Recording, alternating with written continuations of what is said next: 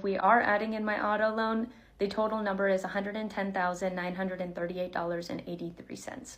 Since totaling up all of my debt, I don't think I've actually gotten one good breath of oxygen in the last 24 hours. I feel like there is an elephant sitting on my chest. Hello everyone, welcome back. So in today's video, we're going to be discussing the story of a 26-year-old nurse who is drowning in debt, and she feels like this debt is a life sentence. Why this story drew my attention is because a lot of young people are facing this today. Youth today lack, or let me not generalize, many lack financial education, and the pressure to live above our means is also making people to take on debt that repaying back becomes a challenge. So what I'm going to do now is I'm going to play the video and then we all will talk about it. Make sure to drop your thoughts in the comment section as always. I recently posted about the fact I'm 26 years old and I'm in $95,487.73 worth of debt, and I want to talk about it. Up until 24 hours ago, I did not know that was actually the total of all of my debt, credit cards and student loans. That number also does not include my auto loan, and if we are adding in my auto loan, the total number is $110,938.83. Since totaling up all of my debt, I don't think I've actually gotten one good breath of oxygen in the last 24 hours. I feel like there is an elephant sitting on my chest, and I don't think I can sit still because all I keep repeating is $95,487 and... You know, when she said that, it feels like there's an elephant on her chest. I really felt that, because what just keep coming to my mind is, how did she accrue all of this? There's no way you will be able to breathe. It's a whole lot. It's a whole lot. How much does she make per hour? How is she going to pay this debt? Let's listen to find out more. All of this debt was racked up through decisions I made between the ages of 18 and 26. My first associate's degree I got from a community college and I didn't have to pay for because of the Pell Grant, but I decided to go to a university and got my bachelor's degree, which is where I really started to rack up the debt. Then in the last 2 years, I decided to finish a nursing degree at a community college in the last 2 years, but that's where I started to rack up even more debt. What really sucks is realizing that the majority of these student loans is not from tuition. It's actually from living expenses and living way above my means. My debt comprises of 2 credit cards, 5 federal student loans, and 5 private Sallie Mae loans. I can handle the federal student loans, but when I tell you Sallie Mae is bending me over and not in a way I like, it's actually insane. Out of the 5 Sallie Mae loans I have, one of the interest rates that is the highest is 16.28%. Okay. The lowest interest rate I have with Sallie Mae is 9.88%. Now, my federal student loans are between 4 and 6%, which I think is manageable. Although I had parents who would tell me what I should or shouldn't do, I never had anybody really sit me down and fully teach me financial literacy. I never had anybody sit me down and really explain to me the scope of what I was doing and what it would look like in the future when I had to pay for it. You know, realizing that this debt came from student loan is actually wild. But to be honest, if she's ending up in a career that pays well, then maybe the debt is worth it still. But on top of that, it feels like a heavy load. And one thing that really stood out for me about this lady is that she's a honest person. She admitted that a lot of the debt came from simply living above her means. It takes a whole lot of guts to own up to that, and I respect it. We see that too many people blame everything and everyone but themselves. But here she is taking accountability, and that's something we all can learn from. And before you all go into the comments and start judging, let's take some breath. Many of us were not taught financial literacy. That's the truth. Most of us didn't learn money management from our parents or in school. We figure out things on our own. And honestly, it's usually a tough spot, especially for someone who is 18, fresh out of school. All they are told is to go to college.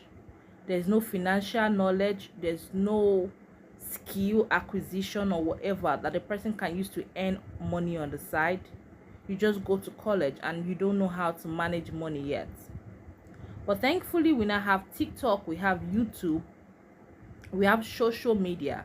In the moment, all of the student loans just felt like fake money because they just kept coming and I just kept spending. I don't regret any of the experiences I've had between the ages of 18 and 26 or any of the things that I've done, but I do wish that I managed my finances way better than this. I think what's even more sad is a lot of these student loans were going to rent, which my rent was around $1,200 a month, and that's been consistent over the last 2-3 years. Thankfully, I do have a finance bro as a boyfriend, and he is really great at managing money and managing wealth, and so I am working with him to do a snowball effect. If I snowball all of my loans at the current rates that they are without consolidating them, I can pay all of this off by 2032.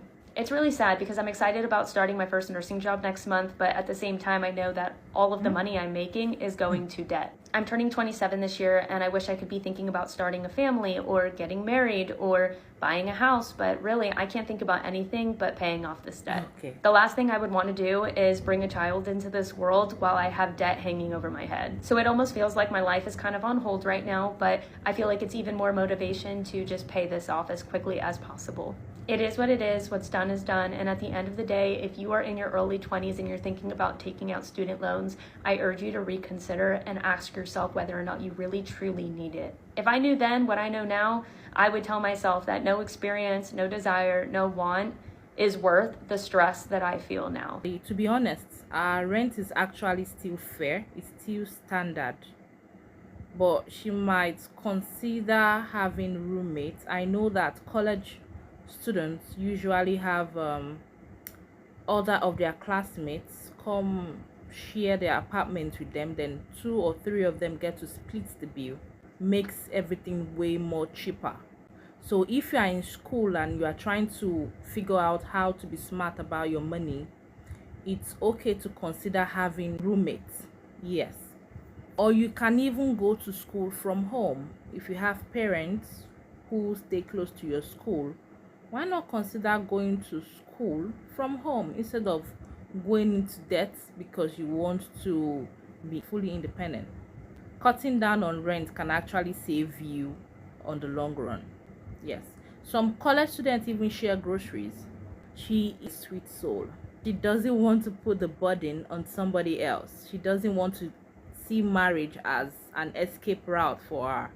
She wants to figure it out before getting married, and this is so beautiful, and I appreciate that honesty. Many people see marriage as a way out, then they begin to split the bills with their partner.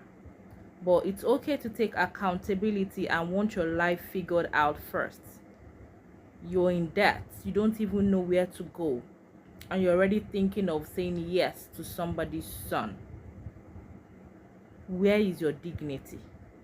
Where is your self-respect? Well, if you're fortunate to find a very rich man who is going to pay it off for you, if you want that, I want that for you too. You can allow him pay, but if not that, you don't need to put another person's son into your mess. You really need to consider it properly before going to take a loan. And I think that it's high time student loans stop coming with interest, because the interest just keeps rising and then people are unable to get out of it. Let's take a look at the comments. Anna Rebecca Long says, my parents had terrible credits, so I never qualified for Salime, and I have never been more thankful. It turns out that it's a parent's mess is a blessing in disguise. Like sometimes when our parents default, it ends up working out in our favor. Hey, it's Ashley 211 say, I don't think student loan debt should be forgiven, but it should be capped at a low or no interest. That interest is the reason why many people are struggling. Yes, they need to really bring it down so that people can still be able to pay it off or clear it. Even if they default, it won't be that bad. Chadman says, marry well. I wrote a check and erased my wife's debt. Well, yes, Chadman is a good man right there. Not many men will want to take on that responsibility. So Chadman, you're a sweet guy. But truth is, not every woman wants a debt erased by a man. Some women clear their mess themselves without depending on anybody. In this case, this nurse doesn't want help. She's accountable for her action. She knows she was the one who got herself there, and she's the one who is going to clear herself out. So at the end of it, after a man helps you clear your loan, it can rub it in your face that if he wasn't the one, would have not come out of your mess. So to avoid all of that disrespect, many women do not want help from any man.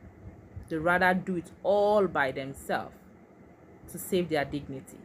It's usually easy to judge someone for making bad money choices, but the truth is, a lot of young people fall into the same trap, especially in college.